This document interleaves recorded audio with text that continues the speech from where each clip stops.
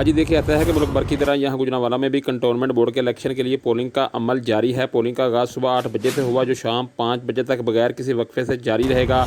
मर्द व ख़वासीन वोटर्स की बड़ी तादाद अपने अपने उम्मीदवारों को जितवाने के लिए अपना हक़ राय दही इस्तेमाल कर रहे हैं। यहाँ पर मैं आपको बताता चलूँ कि कंटोनमेंट बोर्ड की 10 वार्ड्स में मजमूई तौर पर 95 उम्मीदवार इलेक्शन में हिस्सा ले रहे हैं। इनमें पाकिस्तान पीपल्स पार्टी, पाकिस्तान मुस्लिम लीग नून, पाकिस्तान तहरीक इंसाफ, तहरीक लब्बैक, जमात इस्लामी और काफ लीग समेत आज़ाद उम्मीदवार भी शामिल हैं। यहाँ मर्द व ख़वासीन रजिस्टर्ड वोटर्स की 59,280 तादाद है। 41 पोलिंग स्टेशन और 123 पोलिंग बूथ कायम किए गए हैं।